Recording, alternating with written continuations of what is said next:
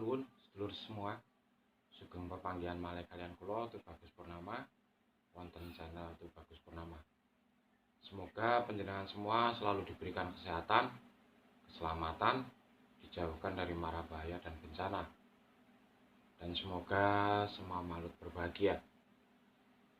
Baik, dalam video kali ini saya ingin membahas tentang penyertaan atau riwayat-riwayat penting pada saat Mataram dan Pajang. Serangkaian peristiwa penting itu apa saja?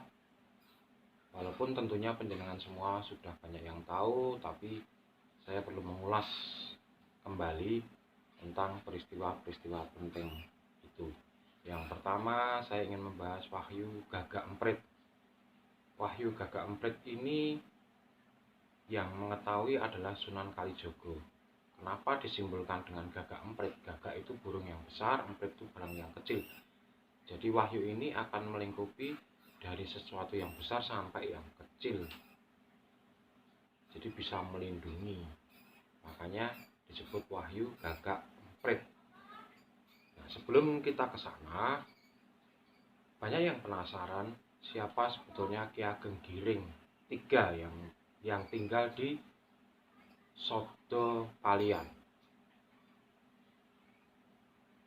Nah, Ki Ageng Giring III ini sebetulnya adalah keturunan dari Brawijaya IV atau Suraprabowo atau Bro Tanjung atau Bre Pandanalas. Suraprabowo, Bro Tanjung, Bre Pandanalas ini melahirkan putra Raden Bubaran. Nah, ketika Majapahit diambil alih oleh Bre Kertabumi, maka Suraprabowo beserta keluarganya mengungsi ke daerah Gunung Kidul. Nah, ketika Raden Bubaran sudah besar, maka akan mengabdi ke Majapahit, ke tempat Brawijaya V. Maka dari situ dinikahkanlah dengan putri dari Brawijaya V, yaitu dengan Putri Retno Maundri. Retno Maundri ini juga lebih dikenal dengan Nyai Gadung Melati, yang nantinya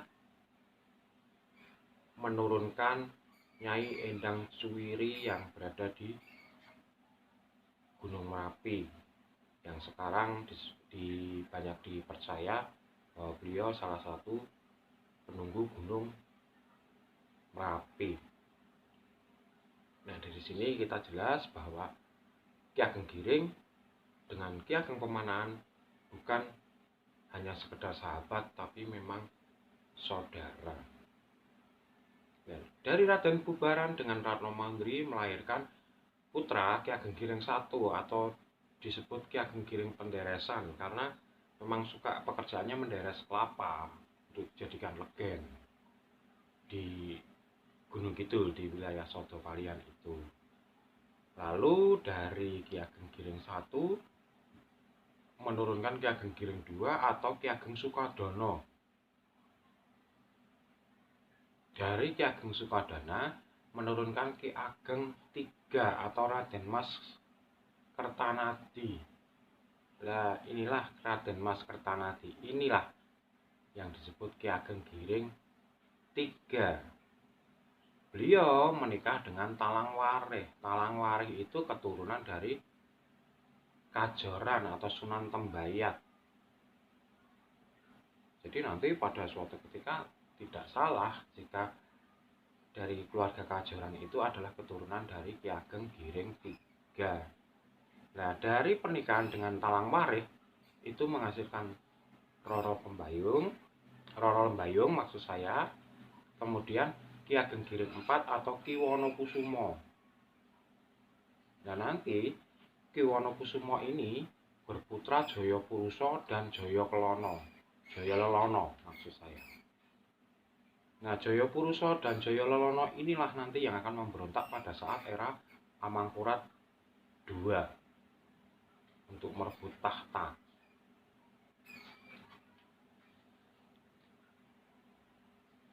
Nah, namun kegagalan Jayapurusa dan Jayalonono karena pada saat itu perjanjiannya masih raja ke-6, belum ke-7. Maka Jayapurusa, Jayalonono, bahkan Ki Ageng Wonokusumo juga gugur pada saat pemberontakan itu melawan Pangeran Puger dengan 20 orang pasukannya, dengan Singobarong 40. Singobarong itu prajurit Bugis ya, 40 orang gugur Jayapurusa itu di alun-alun Kraton Kartosuro. Nah, kita kembali lagi. Pada saat itu Ki Ageng Giring III dengan Ki Ageng Pemanahan itu sama-sama satu guru, yaitu Sunan Kalijaga. Nah, Ki Ageng Giring III diperintahkan Sunan Kalijaga untuk menanam kelapa dari sabut. Nah, sebetulnya ada pertanyaan loh, kenapa dari sabut tidak dari kelapanya? Biasanya tunas itu dari kelapanya. Tapi tidak berani terlontar oleh Raden Mas Kertanadi dulu kepada Sunan Kalijaga. Kemudian ditanamlah sabut itu, tumbuh kelapa. Bertahun-tahun kelapa itu tidak berbuah, walaupun pertumbuhannya cepat, tapi tidak berbuah.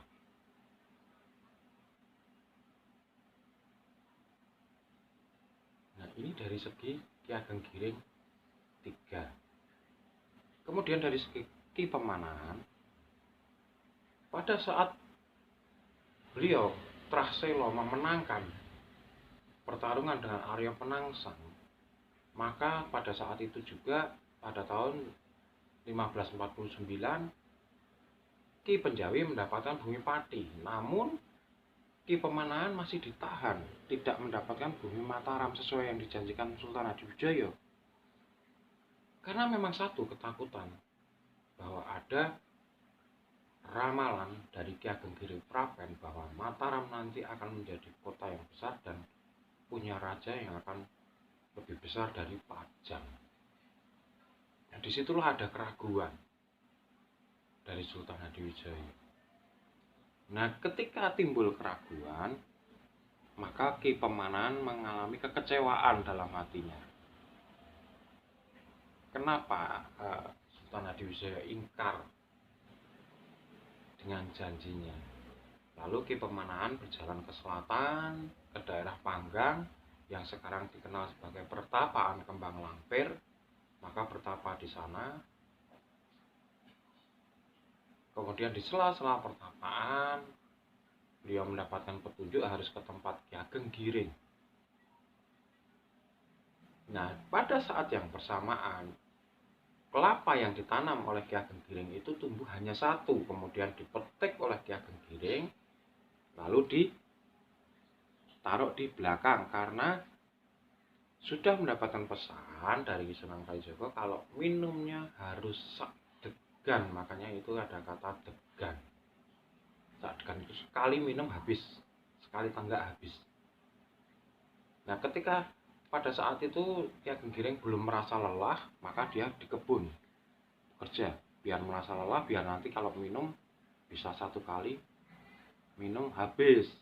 Nah, pada saat itulah Ki Pemanahan datang, tidak ditemuilah Ki Ageng Giring dan Nyi Ageng Giring. Dia melihat ada degan, lalu degan itu diminumnya habis karena kelelahan dari Panggang sampai ke Sodo Palian. Nah, setelah Nyi Ageng pulang, Nyi Ageng juga menyampaikan bahwa itu punya Ki Ageng Giring. Kenapa Adi Pemanahan minum? Tidak apa-apa, nanti saya yang akan menjelaskan kepada Kang Mas Ki Ageng Giring. Nah, Ki Ageng Giring pulang mendapati hal tersebut, ada kekecewaan dalamnya dan menjelaskan bahwa itu adalah wahyu gagak emprit. Nah, dari situ Ki Pemanahan juga kaget, tapi karena sudah terlanjur dan meminta maaf, lalu dengan hati terbuka keikhlasan, Ki Ageng Giring ya bilang, ya wis, sekarang biar kamu dan putra-putramu memimpin di Mataram, tapi tolong bergantian dengan keturunan saya. Ki Ageng Pemanahan tidak menjawab. Baik, kalau keturunan kedua bagaimana? Tetap tidak menjawab. Sampai keturunan ke-7, Ki Ageng Pemanahan menjawab, monggo kersa mangke alam ingkang mestakaken. Jadi semua diserahkan kepada alam, nanti yang akan terjadi dan memastikannya. Nah, makanya itu ada kejadian Pangeran Puger menjadi Pakubono I, itu penggenapan dari perjanjian ini. Itu nih, kalau perlu diketahui kenapa berubah menjadi keturunan Ki Ageng Giring. Nah, dari sini mereka berdua kerawuhan Sunan Kalijaga. Lalu ditanyakan kepada Ki Pemanahan, kenapa kamu bertapa di sini? Kenapa seperti ini? Karena Sultan Hadiwijaya tidak menepati janjinya. Kemudian sama Sunan Kalijaga dibawalah ke Pajang pada saat itu. Setelah mendapatkan wejangan dari Sunan Kalijaga, maka pada tahun 1556 Ki Pemanahan mendapatkan hadiah yang disayembarakan oleh Sultan Hadiwijaya. Pada saat itulah Ki Pemanahan memohon bahwa Danang Sutawijaya yang diangkat sudah menjadi Ngabeyi Loreng Pasar diajak ikut ke Mataram untuk membangun Mataram yang pada saat itu nanti akan masih bernama Kademangan Mataram, untuk membabat alas Mentau. Nah, dari sini Ki Jurumatnani memilih ikut ke Mataram mendampingi Ki Pemanahan. Ada putra dari Ki Pemanahan yang tidak ikut, yaitu istrinya Tumenggung Mayang. Karena Tumenggung Mayang sudah diberikan jabatan oleh Sultan Hadiwijaya, maka Tumenggung Mayang tinggal, sedangkan yang lainnya boyongan ke Mataram. Ya, ketika boyongan Mataram mampir ke Kajoran, Sunan Tembayat, kemudian mampir ke Klaten, daerah Taji, itu tempat pemerintahan keduanya. Kemudian baru ke Alas Mentau yang sekarang Kota Gede, menjadi tempat tinggalnya pesanggrahannya Panembahan Senopati.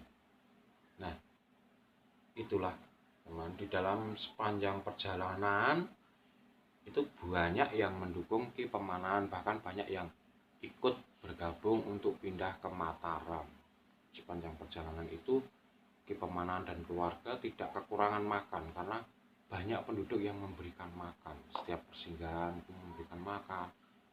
Pada saat itu yang terkenal nasi pecel, itu paling terkenal pada saat itu.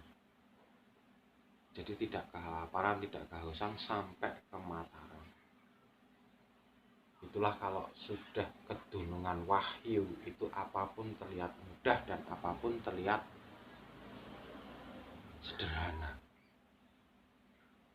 dan alam pun mendukung. Jadi demikian sedulur, sekilas tentang Wahyu Gagak Emprit. Semoga bermanfaat. Kalau ada salah kata, saya mohon maaf yang sebesar-besarnya. Dan akhir kata, saya Tubagus Purnama mengucapkan Rahayu, Rahayu, Rahayu.